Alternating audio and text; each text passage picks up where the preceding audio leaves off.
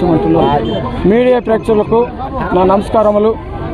ఎందుకంటే ఈనాడు సెలవు దినం కనుక వరలక్ష్మి వ్రతం రోజు సెలవులు ఇవ్వటంలో వలన ఒక అబ్బాయి ఇంటర్మీడియట్ చదువుతూ ఫస్ట్ ఇయర్, ఒక అబ్బాయి 8th క్లాస్ చదువుతూ ఇంటర్మీడియట్ చదివే అబ్బాయి పులుకూరి అబ్దుల్ కుమార్ సన్న పెద్దపోలయ్య 8th క్లాస్ చదివే అబ్బాయి పులుకూరి పవను సన్న గాలయ్య, వీరిద్దరికి మరణానికి కారణభూతులైన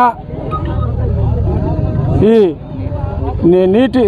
నీళ్ళలో పడటం కారణము ఇప్పుడు రోడ్డు మరమ్మతులు చేయడానికి తోయిన పూడికలలో మట్టి తోలకడం వల్ల ఎంఆర్ఓ గారి నిర్లక్ష్యం వలన ఎంఆర్ఓ గారు కూడా తక్షణమే వచ్చి వాళ్ళ మీద చర్యలు తీసుకోవాలా, వారికి సహకారాలు అందించాలా.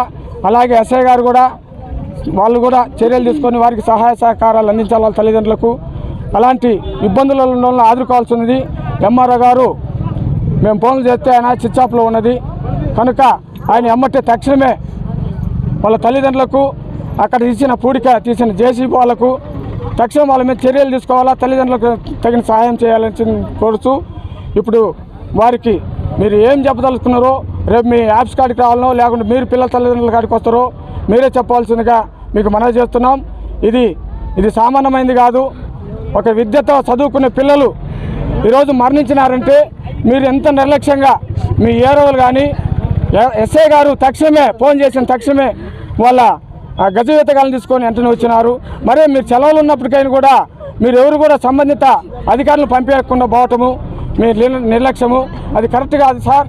మీరు దయచేసి ఆ పిల్ల తల్లిదండ్రులకు న్యాయం చేయాలని కోరుతున్నాము. ఆ జేసీబీ కూడా అక్కడే ఉండాలి. అక్కడ ఎంతో లోతు తీసినారు, ఎంతో లోతు తీసి ఎక్కడికో మట్టి తోలటం వల్ల ఆ పిల్లలు దాంట్లో పడి చనిపోవటం కారణం సార్.